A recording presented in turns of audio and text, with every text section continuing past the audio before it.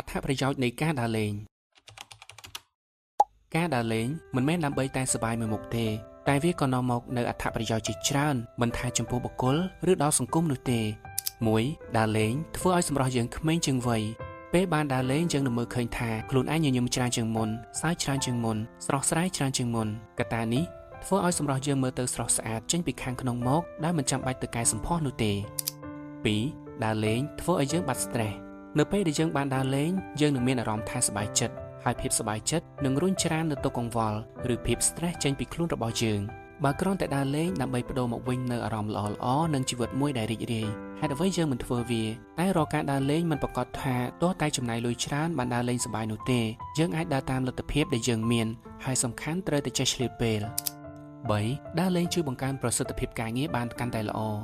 ដើរលេងធ្វើឲ្យខួរក្បាលយើងស្រឡះជាងមុនអាចគិតអ្វីបានលឿននិងមានគំនិតច្នៃប្រឌិតថ្មីៗច្រើនប្រសិនបើរាល់ថ្ងៃយើងគិតតែពីអង្គុយធ្វើការដោយប្រើខួរក្បាលសួរថាមានគំនិតច្នៃប្រឌិតឯណាដែលចេះតែគិតឃើញរហូតនោះខួរក្បាលក៏ចេះហត់ខួរក្បាលក៏ត្រូវការសម្រាកខ្លះដែរអញ្ចឹងសម្រាប់អ្នកដែលប្រឹងប្រែងធ្វើការអត់មានពេលដើរលេងលំហែខួរក្បាលសោះប្រចាំតែថ្ងៃណាមួយខួរក្បាលលេងសហការតិចថាស្លន់និយាយនេះមិនមែនបំភ័យទេគ្រាន់តែប្រាប់ឲ្យពិចារណាប៉ុណ្ណោះ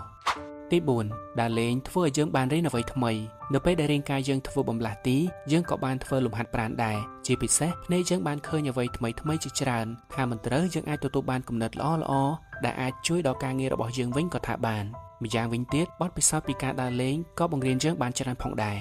5. ជួយដល់សេដ្ឋកិច្ចជាតិការដើរលេងគឺត្រូវចាយវាយទៅលើម្ហូបអាហារការស្នាក់នៅឬការធ្វើដំណើរវាក៏ជាផ្នែកមួយដែលជួយដល់ចរន្តសេដ្ឋកិច្ចជាតិខ្លះដែរហើយអ្វីដែលកាន់តែសំខាន់គឺចំណុចទី 6 ជួយផ្សព្វផ្សាយតំបន់ទេសចរក្នុងស្រុកយើងគ្មានការដើរលេងណាមួយដែលមិនថតរូបឬវីដេអូនោះទេក្នុងពេលបច្ចុប្បន្ននេះយើងអាចផ្សព្វផ្សាយពីតំបន់កំសាន្តនានាក្នុងស្រុករបស់យើងទៅកាន់ភ្ញៀវទេសចរជាតិនិងអន្តរជាតិបានកាន់តែងាយស្រួលតាមរយៈបណ្ដាញសង្គមល្បីៗដូចជា Facebook, TikTok ឬ YouTube ជាដើមវាក៏បានជាឥទ្ធិពលមួយផ្នែកធំក្នុងការចូលរួមផ្សព្វផ្សាយផងដែរតែអ្វីដែលគួរតែពង្រឹងបន្ថែមគឺការចូលរួមថែរក្សាបរិស្ថាននិងរៀបចំសណ្ដាប់ធ្នាប់ឲ្យបានល្អព្រមទាំងចំណុចផ្សេងៗទៀតដែលពាក់ព័ន្ធ